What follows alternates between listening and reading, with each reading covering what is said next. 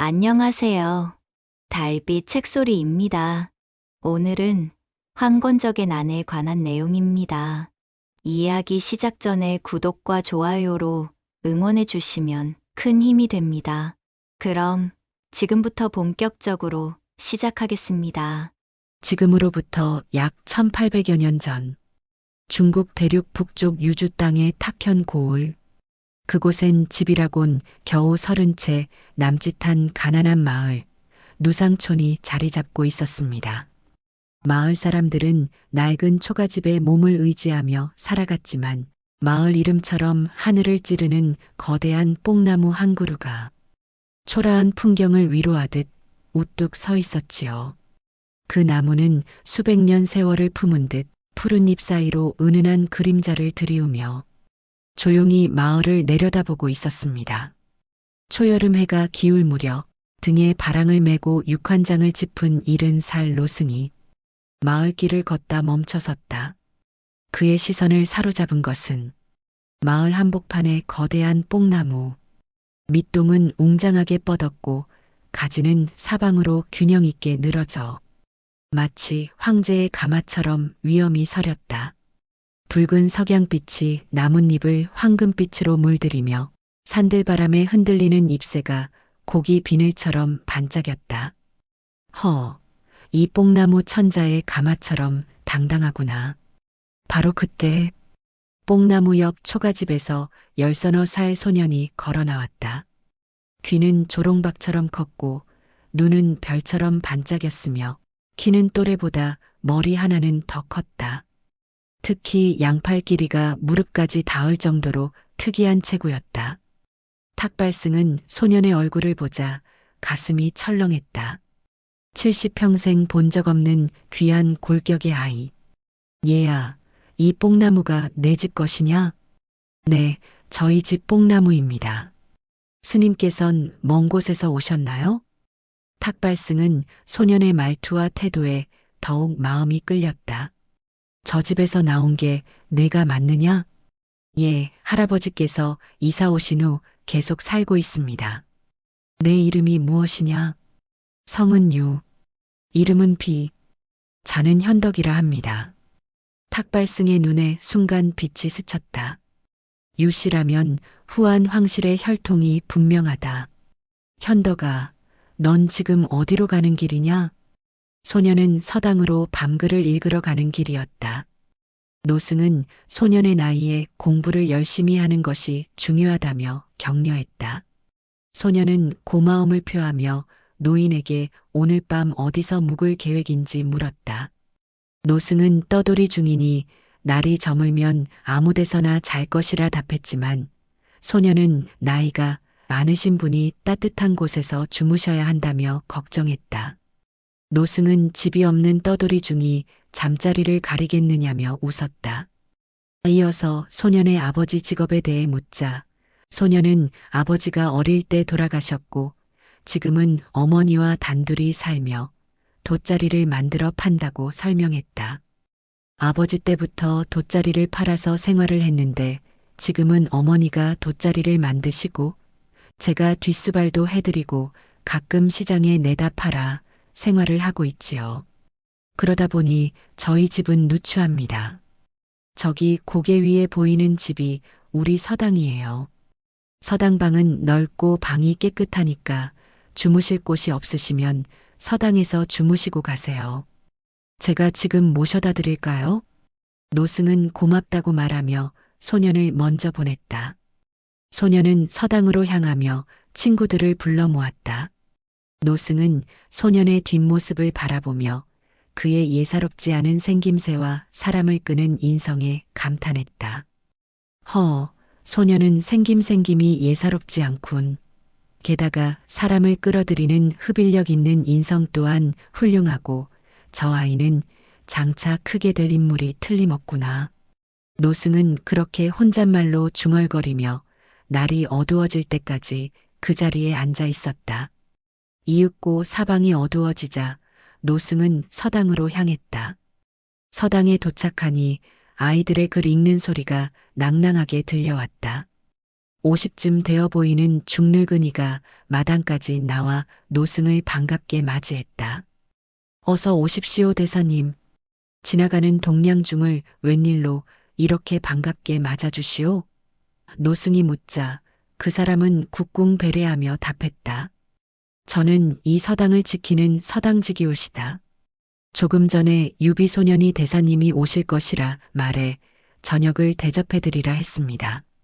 노승은 소년이 자신을 위해 부탁했다는 사실에 다시 한번 감탄했다. 오가다 만난 동량중에게까지 마음을 써줄 줄은 몰랐던 것이다. 노승은 서당지기의 방에서 융숭한 저녁 대접을 받고 서당방으로 들어가 잠자리에 들었다. 이 서당은 당대의 유명한 노식이라는 사람이 후학을 양성하던 곳으로 당시 노식은 외출 중이었고 접장인 유비소년이 아이들을 가르치고 있었다. 어서 오십시오. 스님, 아랫목을 비워놓았으니 오늘 밤은 아랫목에서 편히 주무십시오. 저녁은 잡수셨습니까? 유비는 10서너 살밖에 안 되었지만 노승은 소년의 인품에 감동해 자신도 모르게 하대를 하지 못했다. 노승은 아랫목에 누워 눈을 감고 있었지만 사실은 잠들지 않고 아이들의 글 읽는 소리에 귀를 기울이고 있었다. 유비 소년이 시경의 한편을 읊조리자 어린아이들이 따라하기 시작했다. 그 실력이 예사롭지 않아 노승은 속으로 깜짝 놀라며 자리에서 일어났다.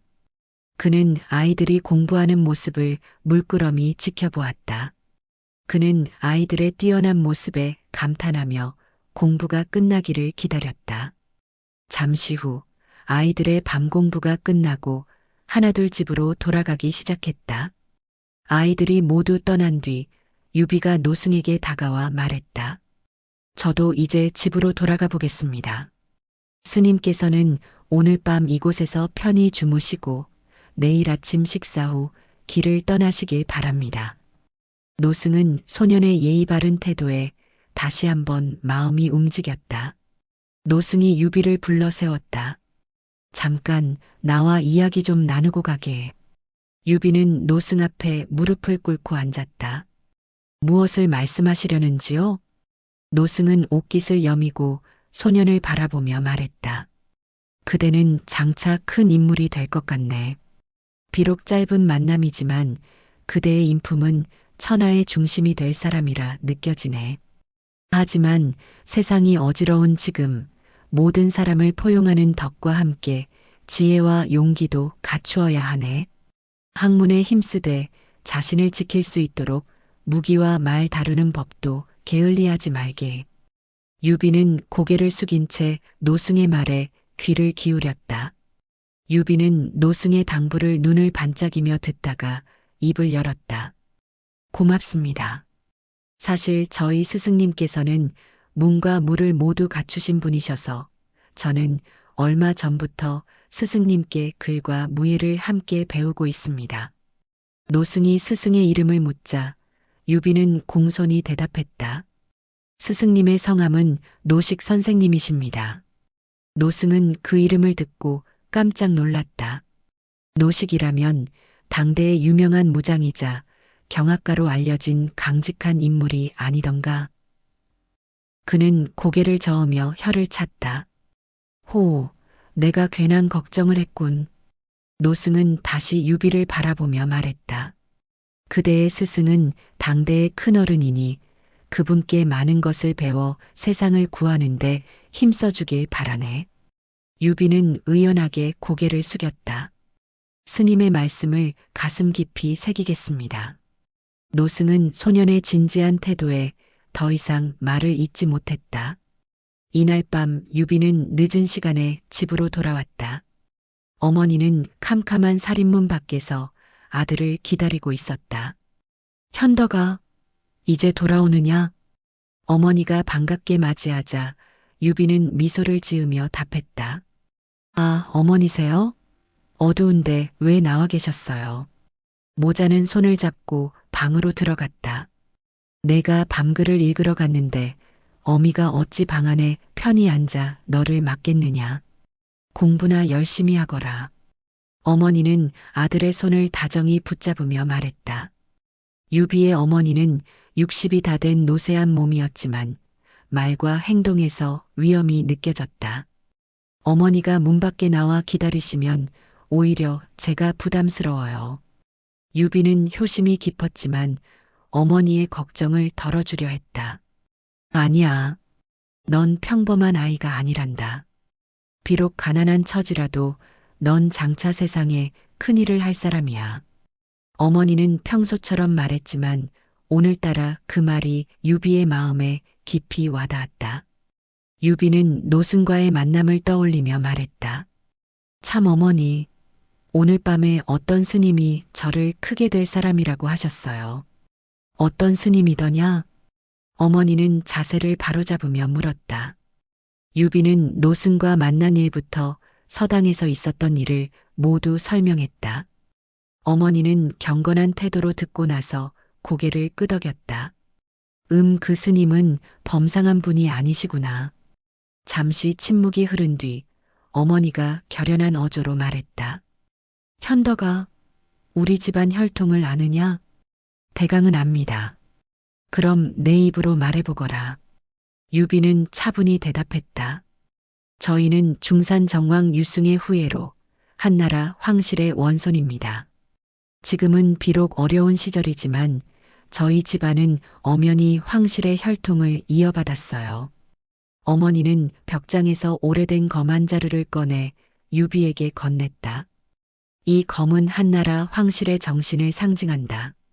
백성을 무력으로 다스리지 말고 불의를 배척할 때는 추상같이 준엄하게, 양민을 보호할 때는 어버이처럼 자애로워야 한다. 이 검의 뜻을 잊지 말거라. 유비는 두 손으로 검을 받으며 결의에 찬 목소리로 답했다. 네, 어머니 말씀을 결코 잊지 않겠습니다. 그의 얼굴에는 부드러운 미소와 함께 확고한 의지가 서려 있었다. 십상시와 황건적. 그 무렵 전국 곳곳에서는 황건적이 들고 일어나 세상이 크게 혼란스러웠다. 항고조 유방이 초나라를 멸망시키고 천하를 통일하여 태평성대를 이룬 지도 어느덧 400년이 흘렀다. 오랜 평화의 세월 뒤에는 반드시 어지러운 시대가 찾아온다는 말처럼 이때 한나라 조정은 황관들이 권력을 움켜쥐고 나라를 제멋대로 흔들고 있었다. 어린 황제 영제는 황관들의 횡포를 바로잡고자 했다. 그래서 대장군 두무와 태부진번에게 명을 내려 조절을 비롯한 황관 무리를 제거하고자 하였으나 그 계획이 미리 새어나가면서 오히려 그들이 궁지에 몰리게 되었다. 그 일을 계기로 황관들은 더욱 단단히 결속했고 이제는 황제조차 그들의 힘을 억제할 수 없었다. 한때 멸망의 위기에 몰렸던 그들은 오히려 권세를 굳히기 위해 조절, 장양, 조충, 봉서, 당규, 후람, 건석, 정광, 하운, 곽승 등 10명이 힘을 합쳐 스스로를 십상시라 부르게 되었다. 조정이 어지러워지자 나라 곳곳에서 도둑이 들끓었다. 백성들은 하루하루를 고통 속에 살아야 했다. 조정에서는 황관들이 나라를 농락하고 민간에서는 도적들이 날뛰고 있었으니 이래서야 나라가 온전할 리가 없었다. 그 중에서도 규모가 가장 크고 세력을 넓힌 무리가 있었으니 그들이 바로 황건적이었다. 이들은 모두 머리에 누런 수건을 두르고 다녔기에 그렇게 불렸다. 그들의 우두머리는 장각이었다. 장각은 거럭군 출신으로 총명하고 언변이 뛰어나 사람들로부터 칭송을 받던 인물이었다. 그는 늘 머리에 누런 천을 두르고 글을 읽으며 세월을 보냈다. 어느 날 약초를 캐러 산에 오른 장각은 깊은 산속에서 갑작스레 몰아친 회오리 바람에 휘말렸다. 눈을 뜰 수 없을 만큼 강한 바람이 지나가고 난 뒤 그 앞에 백발이 성성한 선인이 지팡이를 짚고 서 있었다. 장각, 나는 그대를 오랫동안 기다려왔다. 선인의 말에 놀란 장각은 몸을 낮추어 절을 올렸다. 그러자 선인이 말했다. 그대에게 전할 것이 있으니 나를 따라오시오. 장각은 그를 따라 토굴 속으로 들어갔다. 그곳에는 등잔불 아래 작은 책상이 있었고 그 위에는 세 권의 주간이 놓여 있었다. 장각이 다시 절을 올리자 선인은 천천히 입을 열었다. 이 책은 태평요술이라 한다. 그대가 이 책을 익혀 백성을 바른 길로 이끌고 혼란한 세상을 바로잡으며 선을 행하게 하라. 그러나 부귀영화에 눈이 멀거나 사악한 마음을 품는다면 하늘의 벌이 내려 그대의 몸을 망치게 될 것이다. 이 말을 반드시 명심하도록 하라. 그 말을 남긴 선인은 장각이 대답하기도 전에 자리를 털고 일어났다. 아, 대사님, 조남만이라도 알려주시옵소서. 장각이 급히 외쳤으나 선인은 이미 자취를 감추고 없었다. 다만 토굴 안에 메아리처럼 남은 한마디 남아선인. 이 이야기는 순식간에 마을에 퍼져나갔다. 사람들은 장각이 신선에게 선택받았다고 수군거렸다. 신선이 세상을 구하라며 비밀스러운 책 3권을 남기고 사라졌다는 소문이 삽시간에 번졌다. 그날 이후 장각은 문을 굳게 닫고 세상과 인연을 끊었다. 남아선인에게 받은 태평요술을 읽으며 밤낮으로 수행에만 몰두했다. 몇 해 뒤 온 나라에 전염병이 돌았다. 마을마다 병자들이 늘어나고 죽는 사람이 속출했다. 그때 장각이 문을 열고 나와 병든 사람들에게 약을 나누어 주었다. 남자에게는 금선단, 여자에게는 은선단, 아이들에게는 적선단이라 불리는 환약이었다. 그 약을 먹은 사람들은 며칠 만에 병이 씻은 듯 나았다. 마을 사람들은 장각을 구세주라 부르며 감격에 겨워 울었다. 소문은 들불처럼 번져갔다. 장각을 한 번이라도 보려는 사람들, 그의 제자가 되겠다는 이들이 전국 각지에서 몰려왔다. 그들 중에는 가난한 농민이 많았지만 부자도 있었고 장사꾼, 무사, 노인과 아이까지 계층을 가리지 않았다. 장각을 따르는 무리는 순식간에 불어났다. 모두가 머리에 누런 천을 두르고 장각을 스승처럼 따랐다. 그는 이들을 36방으로 나누고 각 방을 다시 대방, 중방, 소방으로 구분했다. 오늘날로 치면 대방은 사단, 중방은 연대, 소방은 대대에 해당하는 규모였다. 장각은 두 동생, 장보와 장량에게 각각 지공장군과 인공장군이라는 칭호를 내렸다. 자신은 그 위에 군림하며 대연양사 천공장군이라 불렀다. 그들이 머리에 두른 누런 천은 곧 당원의 상징이 되었고 사람들은 그들을 황건당이라 부르기 시작했다. 자신감에 찬 장각은 천하의 인심을 끌기 위해 비밀리에 한 노래를 만들어 백성들 사이에 퍼뜨렸다. 푸른 하늘은 이미 죽었으니 누런 하늘이 새로 일어서리. 갑자년이 되면 천하에 큰 복이 있으리라. 이 노래는 새로운 시대가 곧 온다는 희망을 담고 있었다. 백성들은 갑자년이 오기를 손꼽아 기다렸고 그때가 되면 장각이 이끄는 황건당이 세상을 구원할 것이라 믿었다. 백성들의 기대가 높아지자 황건당은 드디어 움직이기 시작했다. 지금의 조정으로는 태평성대를 되찾을 수 없다 판단하고 스스로 새로운 세상을 열겠다는 결심을 한 것이다. 장각은 자신에게 복종하는 자들에게는 평화를 약속했으나 거역하는 자는 가차없이 죽이고 재산을 빼앗았다. 황건당의 세력은 눈덩이처럼 불어나 결국 조정의 황관들과 손을 잡고 나라를 뒤엎으려는 계획을 세웠다. 장각은 신복 마원이에게 명을 내려 십상시 중 한 사람인 봉서와 내통하도록 했다. 마원이는 당주라는 부하를 시켜 밀서를 가지고 낙양으로 보냈다. 그러나 당주는 길을 가다 마음이 흔들렸다. 이 일이 발각되면 자신이 먼저 죽을 것 같았다. 결국 그는 그 밀서를 조정에 바치고 말았다. 밀서를 확인한 조정은 충격에 빠졌다. 황건적이 반역을 꾀하고 있다는 사실을 알고 천자 영재는 대장군 하진에게 명을 내려 황건적 토벌에 나서게 했다. 그러나 황건적은 이미 거대한 세력이 되어 있었다. 광군은 오래된 태평 속에 군기가 해이해져 싸움마다 패했다. 황건적의 기세는 날로 거세졌고 그들이 지나가는 곳마다 백성들은 고통에 시달렸다. 나라 안은 완전히 혼란에 빠졌다. 낙양의 황제에게는 매일같이 급보가 날아들었다. 각지의 관리들은 구원병을 요청하는 상소를 올렸지만 12살의 어린 황제는 나라의 사정을 알지 못했다. 결단을 내리지 못한 틈을 타 십상시들은 황제를 업신여기고 정권을 제 마음대로 휘둘렀다. 그러던 어느 날 황제의 처소에 불길한 일이 일어났다. 궁전 안으로 한 마리의 뱀이 들어와 어린 황제 앞에 떨어진 것이다. 호위병이 놀라 그 뱀을 단칼에 베었는데 그 순간 하늘이 검은 구름으로 뒤덮였다. 곧이어 우박과 폭풍우가 황성을 뒤흔들었고 사흘 밤낮 동안 비가 쏟아졌다. 낙양거리는 홍수로 뒤덮였다. 만여 채의 집이 물에 잠기고 수백 채가 무너졌다. 죽거나 다친 사람은 헤아릴 수 없었다.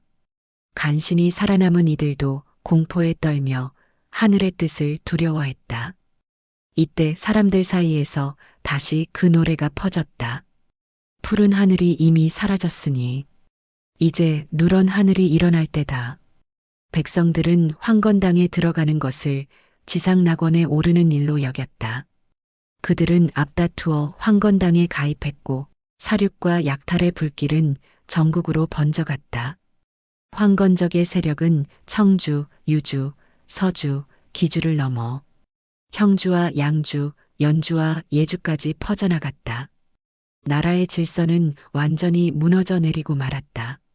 황건적의 난동으로 세상이 어지러웠지만 소년 유비는 탁현 누상촌에서 낮에는 돗자리를 짜거나 무술을 익히고 밤에는 책을 읽으며 조용히 지냈다. 그렇게 세월이 흘러 어느덧 24살의 청년으로 자랐다. 체격이 당당하고 눈빛이 매서운 모습이었다. 어느 봄날 아침 유비는 늘 그렇듯 새벽부터 돗자리를 짜고 있었는데 평소 일찍 일어나던 어머니께서 그날따라 장 안에서 한참을 나오지 않으셨다.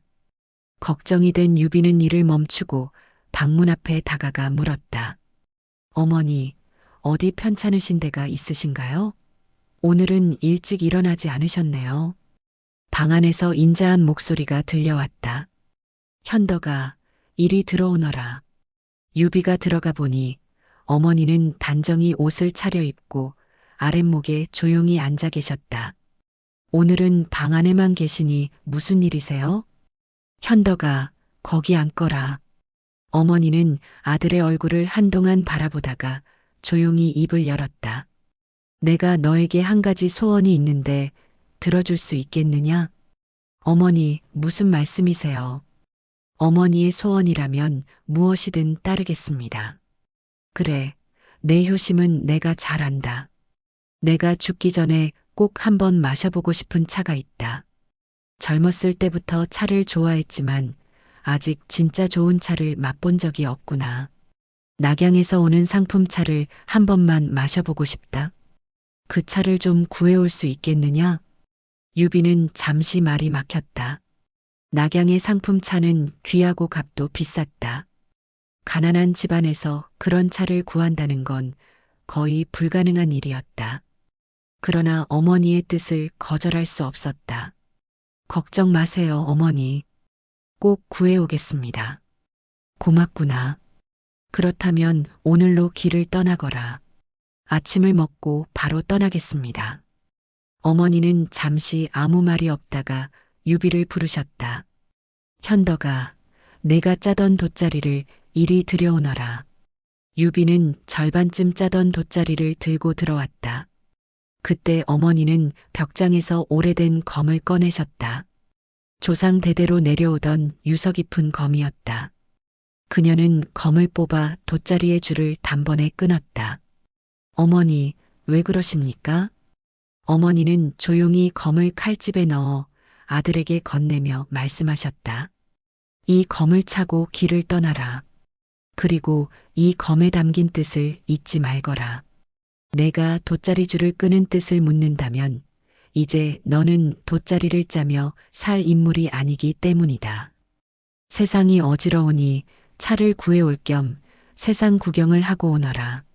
돌아오더라도 세상을 바로잡을 생각을 하거라. 다시 돗자리를 짤 생각은 하지 말거라. 유비는 고개를 숙이며 대답했다. 어머니의 뜻을 잘 알겠습니다. 어서 준비하거라. 내가 혼자 지낼 일은 걱정 말고 다녀오너라. 유비는 산 너머 주랑에게 부탁을 드리겠다고 했고 어머니는 허락하셨다. 그날 아침 유비는 검을 차고 보따리를 짊어지며 집을 떠났다. 어머니, 다녀오겠습니다. 두세 달쯤 걸릴 것 같습니다. 걱정 말고 다녀오너라. 세상을 두루 보고 오너라. 유비는 2번 절하고 누상촌을 떠났다. 태어나 처음으로 떠나는 먼 길이었다. 그날은 벚꽃이 흐드러지게 핀 화창한 봄날이었다. 청년 유비는 남쪽을 향해 힘찬 걸음을 내디뎠다. 세상은 이렇게도 넓구나. 나는 그동안 너무 좁은 곳에서만 살았구나. 산천은 푸르고 들판엔 곡식이 자라 있었다. 그렇게 걷던 중 등 뒤에서 날카로운 고함이 들렸다. 이놈, 거기 서라. 무장한 관리 2명이 유비를 막아섰다. 너 어디서 온 놈이냐? 탁현 누상촌 사람입니다. 돗자리 짜는 놈이 검을 왜 차고 다니느냐? 돌아가신 아버지의 유물입니다. 그들이 검을 살펴보더니 말투를 누그러뜨렸다. 이름이 뭐냐? 유비입니다. 유씨라면 양반 집안이군. 요즘 황건적이 날뛰니 괜히 돌아다니지 말고 빨리 돌아가거라. 유비는 공손히 인사하고 길을 재촉했다. 길을 걷는 동안 생각이 깊어졌다. 황건적의 난이 이렇게 심하다니 백성들이 얼마나 괴로울까. 그는 검을 꽉 쥐며 중얼거렸다. 내가 힘이 있다면 저 도적 무리를 없앨 텐데. 그날 밤 유비는 한 농가에서 하룻밤 신세를 졌다. 주인은 미안해하며 말했다. 대접할 게 없소? 괜찮습니다. 그런데 사정이 어려우신가요? 예전엔 넉넉했지요. 하지만 황건적이 매달 재물을 빼앗아가서 이제는 아무것도 남지 않았소. 광군이 그들을 제압하지 못합니까? 광군이 약하오. 황건적을 없애는 사람이 있다면 그가 천자가 될 거요. 유비는 그 말을 곱씹었다. 황건적을 없애는 자가 천자가 된다. 밤이 깊어갈 무렵 마당 밖이 시끄러워졌다. 10여 명의 사내들이 횃불을 들고 문을 박차고 들어왔다. 모두 머리에 누런 수건을 두르고 있었다. 황건적이었다. 유비는 평생 처음으로 세상을 어지럽히는 그 무리들과 마주하게 되었다. 몰려든 황건적들의 소란의 주인 내외가 문을 열고 내다보니 건장한 놈이 대뜸 주인 내외를 마당 한복판으로 끌어내린다. 주인 내외는 양같이 온순한 사람들이건만 의외로 겁을 먹은 표정은 아니었다. 그리고 그들이 이끄는 대로 순순히 끌려 나오는 것이 아닌가. 저런 죽일 놈들이 있나? 양같이 순한 저 사람들을. 유비는 문틈으로 바깥 광경을 내다보면서 주먹을 불끈 쥐었다. 그러나 무지막지한 황건적 일당들은 인정사정 없이 주인의 등을 창대로 후려갈기며 이놈아, 우리가 누군지 알거든 가진 것을 모두 다 내놓으란 말이다. 하고 무시무시한 고함을 지르는 것이었다. 주인이 공손한 어조로 말한다. 저희가 쓸만한 것이 있어야 말이죠. 보시다시피 가진 것이라곤 몸뚱이 밖에는 없는 거립쇼. 뭐 어짜? 이놈아, 쓸만한 것이 하나도 없다고? 생김생김이 우악스러워 보이는 대장인 듯한 황건적 한 놈이 주인을 윽박지르더니 이번에는 주위의 부하들을 돌아보며 퉁명스럽게 내뱉는다.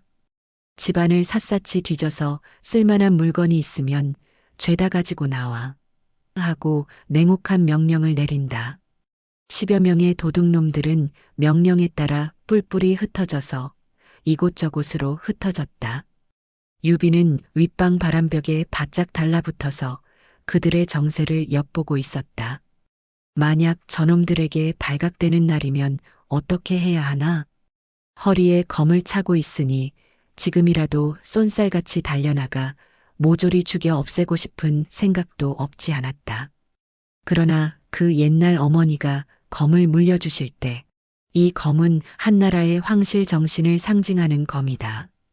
백성을 무력으로 다스리라는 것이 아니라 불의를 경멸하는 데는 추상같이 준엄하고 양민을 보호하는 데는 어버이같이 자애로우라는 검이다. 후일 내가 큰 인물로 성장할 때까지는 이 검이 지니는 고매한 정신을 잊어서는 안 될 것이다. 하고 말씀하시지 않았던가. 유비는 몇 놈의 도둑을 때려잡기 위해 나서기보다는 천하를 구할 생각이 앞섰다. 그러나 만약 도둑들에게 발각되면 어쩔 수 없이 대항할 마음을 먹고 일단은 숨어서 지켜보기로 하였다. 아랫방에서는 도둑들이 부산스럽게 장롱과 벽장을 뒤지는 모양이었다. 제기랄. 이놈의 집구석에는 도대체 쓸만한 것이라고는 하나도 없구나. 하며 저희들끼리 투덜거리는 소리가 들려온다. 그리고 곳간에 들어갔던 도둑들도 마당으로 나오며 두목님, 곳간에 있는 것이라곤 겨우 옥수수 몇 대박밖에는 없는 뎁쇼. 그것이라도 가져갈까요? 하는 소리가 들려온다. 유비는 그 소리에 귀를 바짝 기울였다. 두목이란 자가 어떻게 대답할지 궁금했기 때문이다. 아무리 도둑이라도 그들에게 양심이 한 조각이라도 남아있다면 설마 식량을 쓰려고 둔 몇 대박 안 되는 옥수수마저 가져가자고 말하지는 않겠기 때문이다. 그러나 두목이란 자는 즉석에서 이렇게 대답하는 것이었다. 가져가리로 할까요가 무슨 소리야? 우리가 이 집에 인정을 베풀러 왔다는 말이냐? 옥수수 몇 대박은 재물이 아니더냐? 두목이란 놈은 화를 벌컥 내면서 씹어뱉듯 말하자 부하에 당황하는 소리가 들린다. 아, 아닙니다. 그런 뜻이 아니라 이것까지 가져가면 이 집에서 당장 끼니거리가 없을 것 같아서 하는 말입죠. 아가리 닥쳐. 그런 걱정까지 해주려면 도둑질을 어떻게 하자는 거야? 무서운 소리였다. 피도 눈물도 없는 악랄한 소리였다. 유비는 자낙무도한 황건적의 참된 모습을 이제야 생생하게 목격할 수 있었다. 아, 오늘 내가 이 집에 머물게 된 것도 하늘이 나로 하여금 이 잔악한 무리를 처단하고 선량한 사람들을 구하라는 계시인지도 모른다. 유비는 도둑들의 동태를 경계하며 속으로 그렇게 생각했다. 그러자 안방을 살피던 도둑 하나가 투덜거렸다. 이거 정말 형편없는 집구석이군. 윗방에는 뭐가 없을까? 다른 놈이 대꾸했다. 안방에도 없는 걸 윗방이라고 있겠나? 그냥 나가기는 싫으니 방문이라도 열어보자. 말이 채 끝나기도 전에 유비가 바짝 붙어 있던 방문이 탕하고 열리며 횃불빛이 쏟아졌다. 유비는 바람벽에 붙어 꼼짝하지 않았다. 만약 발각된다면 부득이 검을 들어 맞설 각오였다. 하지만 도둑들은 얼굴도 들이밀지 않고 횃불만 휘두르더니 역시 빈털털이군 하고 중얼거리며 마당으로 나가버렸다. 유비는 위기에서 벗어나 안도의 한숨을 내쉬었다. 그 후 도둑들이 마당에 모였을 때 두목이 주인을 향해 나무랐다. 이놈아, 이렇게 가난하게 살 바에는 차라리 우리를 따라다니며 얻어먹는 게 낫지. 왜 고생을 하는 거냐? 주인은 허리를 굽히며 말했다. 소인으로서는 감히 그럴 담력이 없습니다. 두목은 씹듯이 말했다. 허허, 너 같은 놈은 내 부하가 될 자격도 없겠군. 자, 이제 다음 마을로 가자. 밤잠을 못 잔 보람이라도 있어야 하지 않겠나? 황건적들이 사라지자 유비는 재빨리 뛰어나가 주인을 부둥켜 안았다. 주인장, 얼마나 놀라셨습니까? 얼른 방으로 들어가십시다. 주인은 안방으로 들어가 털썩 주저앉았다. 나는 여러 번 당해서 이제는 아무렇지 않습니다. 가진 게 없으니 겁낼 필요도 없지요. 유비는 마음속으로 다짐했다. 황건적이 이렇게 잔혹할 줄은 몰랐다. 차라리 내 손으로라도 그들을 베고 싶었다. 그러자 주인은 고개를 저으며 충고했다. 전국적으로 득실되는 황건적 몇 놈을 죽인다고 해결될 일은 아닙니다. 손님은 아직 젊고 범상치 않아 보이니 나라와 백성을 생각한다면 보다 큰 뜻을 품고 근본적인 대책을 마련하십시오. 유비는 대답을 잊었다. 그들이 옥수수 몇 대박을 가져갔다고 해도 그러나 주인은 미소를 지으며 말했다. 언제 먹을 것을 쌓아두고 살았겠소. 정말 배가 고프면 나도 저들과 같아야지요. 유비는 주인에게 며칠간 식량을 살 돈을 건넸지만 주인은 거절했다. 그러나 유비는 억지로 돈을 맡기고 윗방으로 올라갔다. 날이 밝자 유비는 어머니께 드릴 차를 사기 위해 황하를 향해 길을 나섰다. 끝없는 벌판을 걸으며 유비는 광활한 세상의 크기에 감격했다. 천하는 참 넓구나. 며칠간 걷고 나서 황하 강변에 도착했다. 강물은 굽이쳐 흐르고 늦봄의 강바람이 흙과 물 냄새를 섞어 불어왔다. 10여 척의 배들이 물 위에 떠 있었고 장사꾼들이 분주히 흥정을 하고 있었다. 유비는 뱃사공에게 정중히 말했다. 저는 낙양에서 생산한 차를 사러 왔습니다. 조금만 팔아주실 수 있겠습니까? 뱃사공은 놀란 얼굴로 말했다. 내가 차를 사겠다고? 이 배에는 극상품 차밖에 없어. 값이 얼마나 비싼지 알면서 그런 소리를 하는가? 유비는 간절히 말했다. 저는 마시려고 사려는 것이 아닙니다. 집에 70 노모가 계셔서 좋은 차를 대접해 드리려 먼 길을 달려왔습니다. 뱃사공은 감동하며 말했다. 자네 효성이 지극하구나. 특별히 한 통을 주겠네. 유비는 두 손으로 차통을 받들고 연거푸 감사 인사를 했다. 해가 저물자 유비는 강가 객주에서 하룻밤을 묵었다. 그런데 한밤중 주인이 유비를 깨웠다. 옆집에 황건적이 습격했습니다. 뒷문으로 몸을 피하십시오. 유비는 몸을 피하며 속으로 다짐했다.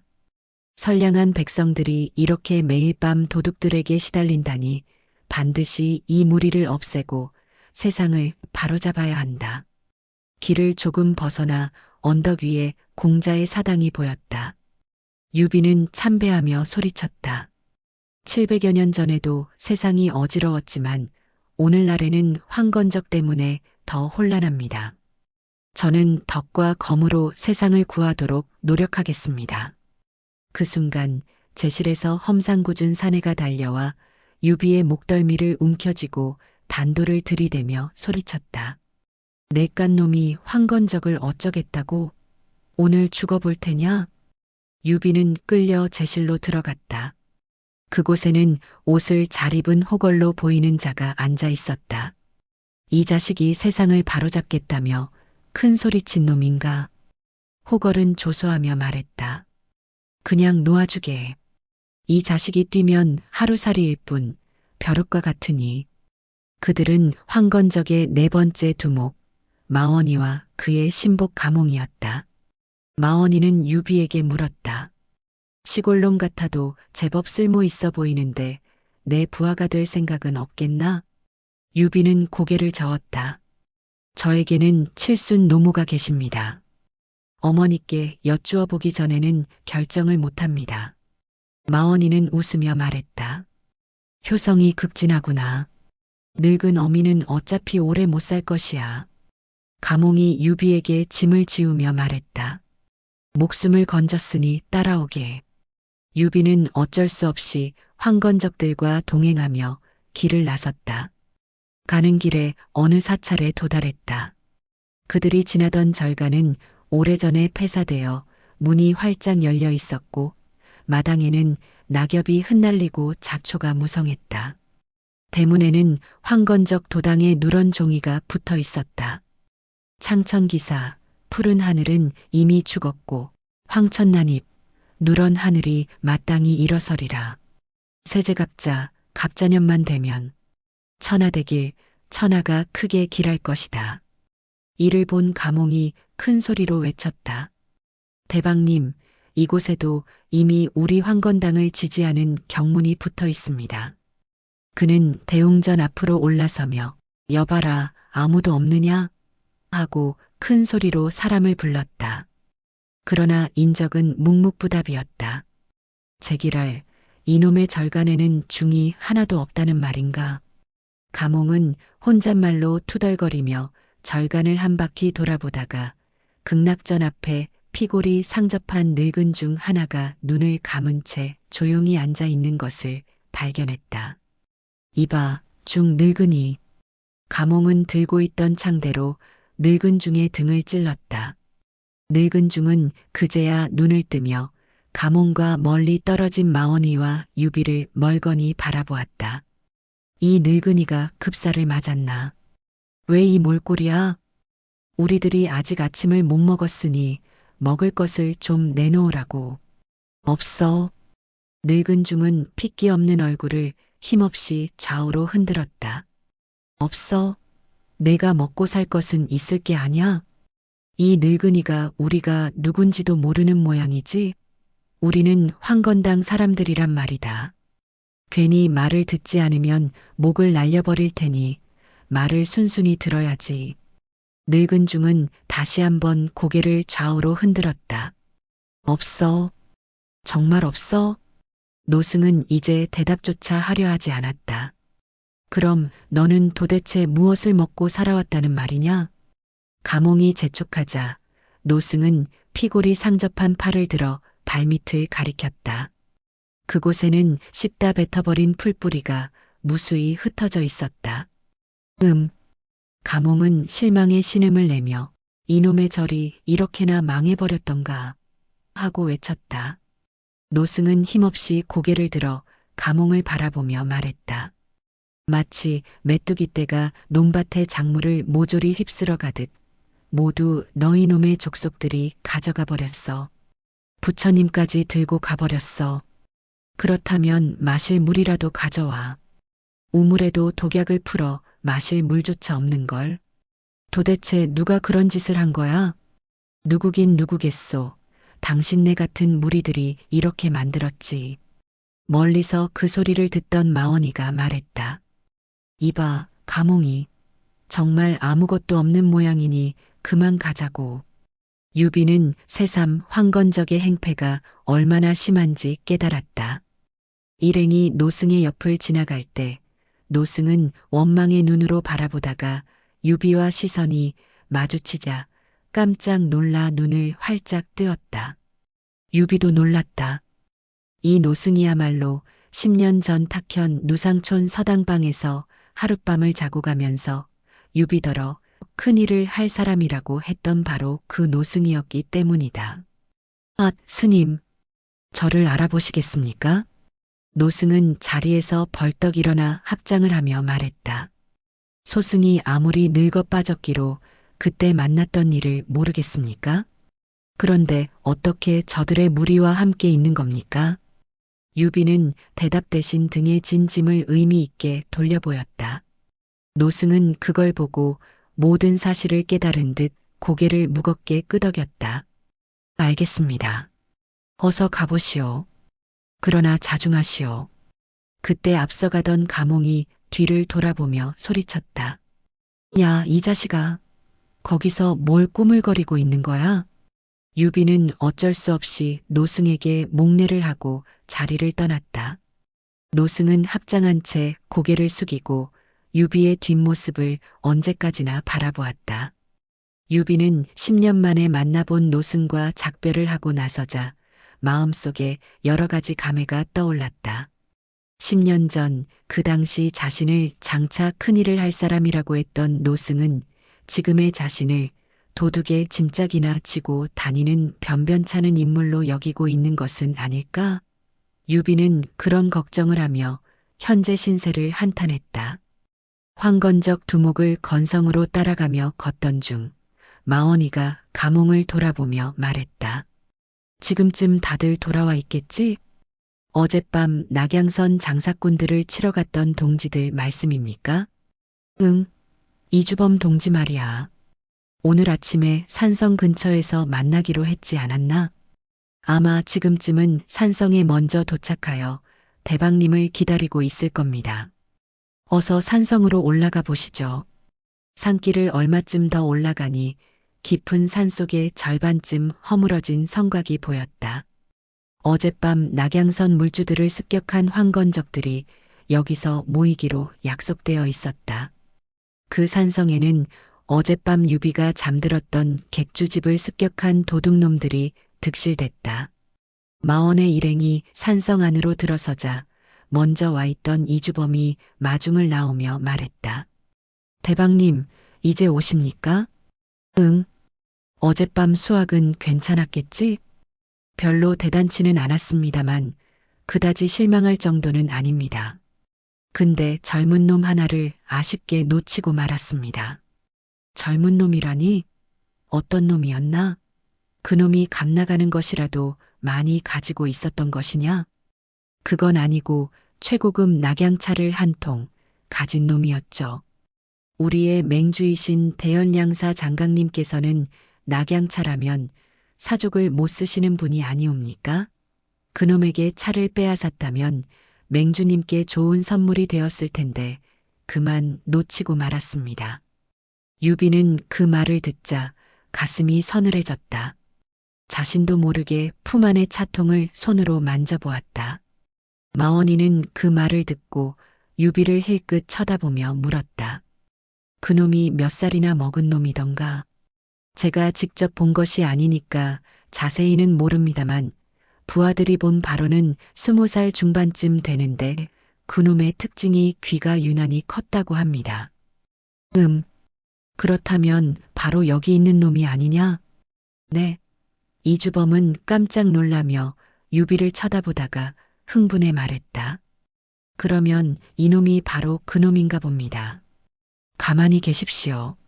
정봉이에게 물어보면 바로 알 수 있습니다. 아, 정봉이 어디 갔느냐? 네, 저 여기 있습니다. 정봉이 이주범 앞으로 달려왔다. 어제 낙양선에서 젊은 놈이 차를 사는 것을 내가 보았다고 했지? 그때 차를 산 놈이 바로 이놈이냐? 정봉은 유비의 얼굴을 유심히 보더니 네, 틀림없이 이놈입니다. 하고 꼭 집어 대답했다.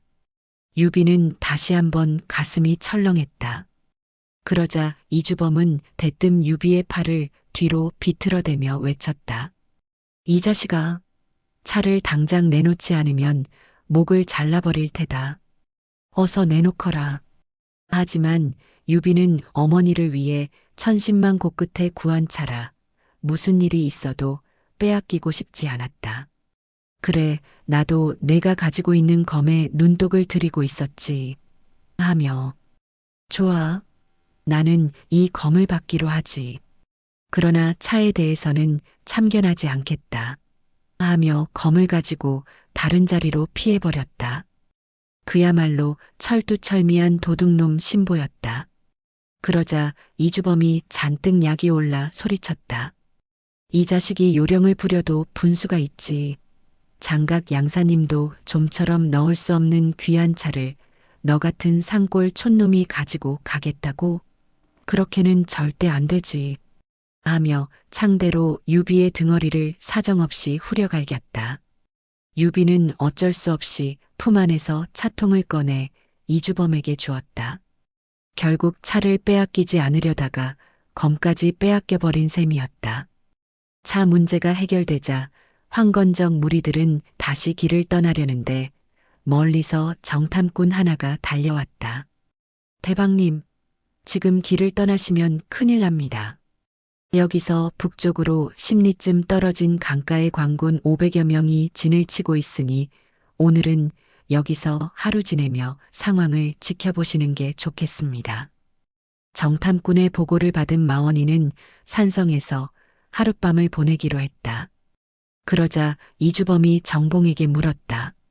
이놈은 우리가 쉬는 동안 도망치려고 할지도 모르니 어디에 가두어두면 좋겠는데 여기에 2길 깊이의 토굴이 하나 있습니다. 이놈을 결박지어 거기다 쳐넣어버리면 제놈이 날개가 있더라도 도망치지 못할 겁니다. 이리하여 유비는 결박을 당한 채 2길 깊이의 수직 토굴로 사정없이 밀려 떨어졌다. 토굴로 떨어진 유비는 순간적으로 정신이 아득해졌다. 잠시 후 정신을 차리니 머리 위로는 빤히 하늘만 보일 뿐 토굴 아래는 지척을 분간할 수 없을 정도로 캄캄했다. 이젠 정말 죽었구나. 유비의 입에서는 탄식이 절로 나왔다. 이런 험악한 함정 속에 갇혀 있으니 도망칠 수도 없었고 몸에 결박까지 당해 있으니 더욱 절망적이었다. 갇혀 있는 시간이 흐르며 유비는 자포자기 심정이 되었다. 될 대로 되라지. 사람은 누구나 한 번씩은 죽지 않겠나. 지금 죽으나 몇십 년 뒤에 죽으나 죽기는 마찬가지 아닌가. 이렇게 생각하니 죽음 자체가 두렵지는 않았다. 다만 늙으신 어머니를 끝까지 봉양하지 못하게 된 것이 가슴 아플 뿐이었다. 다만 이왕 죽을 바에는 도둑놈과 한번 맞서볼 기회조차 갖지 못한 것이 아쉬웠다. 어느덧 날이 저무는지 함정 속에서 올려다본 하늘에는 별빛이 빛났다. 유비가 황망한 심정으로 토굴 속에서 하늘만 노려보는데 허공 속에서 무언가 스멀스멀 내려오는 것이 있었다. 저게 뭐지? 유비가 정신을 차리고 유심히 살펴보니 그것은 밧줄이었다. 뚫린 구멍 위로 하늘을 우러러 보았으나 눈에 보이는 것은 아무것도 없었다. 그때 마침 밧줄이 2~3번 다급하게 흔들렸다. 유비는 물론 밧줄이 흔들리는 의미를 모르지 않았다. 더구나 지금처럼 온몸이 묶인 상태로는 방법이 없지 않은가. 그래서 위를 향해 칼, 칼 하고 소리쳤다. 포승줄을 끊어야 하니 칼을 내려보내 달라는 뜻이었다. 그러자 위에서 밧줄이 또 한 번 크게 흔들렸다. 그리하여 밧줄을 다시 더듬어 보니 밧줄 끝에 이미 칼이 매달려 있지 않은가. 그야말로 치밀한 준비였다. 유비는 뒤로 묶인 손에 칼을 움켜잡고 전신을 묶은 포승줄을 끊기 시작했다. 칼이 잘 들어 포승줄은 어렵지 않게 끊어졌다. 토굴 위에서 내려온 밧줄을 2손으로 힘차게 움켜잡고 2길 길이의 함정에서 버둥거리며 줄에 기대어 벽을 타고 기어 올랐다. 그리하여 간신히 지상으로 올라와 보니 지옥 같은 함정에서 자신을 구출해 준 사람은 아침에 폐사에서 만났던 바로 그 노승이 아닌가. 아, 스님, 제가 여기에 갇혀 있는 것을 어떻게 아셨습니까? 유비는 너무도 고맙고 감격스러워 노승의 손을 와락 잡았다. 쉿, 지금 그런 소리를 할 때가 아니오. 아무 소리 내지 말고 나를 따라오게 해.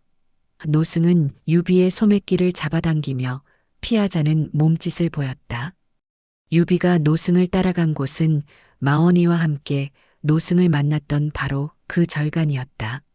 스님, 스님은 제가 함정 속에 갇혀 있는 것을 어찌 아시고 저를 구해 주셨습니까? 유비는 노승의 구원이 하도 고마워서 아까와 같은 말을 다시 한번 물어보았다. 그러나 노승은 고개를 흔들며 말했다. 지금은 그런 한가한 소리를 할 때가 아니네. 자네는 지금부터 몸을 피해야 할 상황이니 기왕 몸을 피하는 길에 내 부탁 하나 들어줌세. 그 전에 말 탈 줄은 알겠지?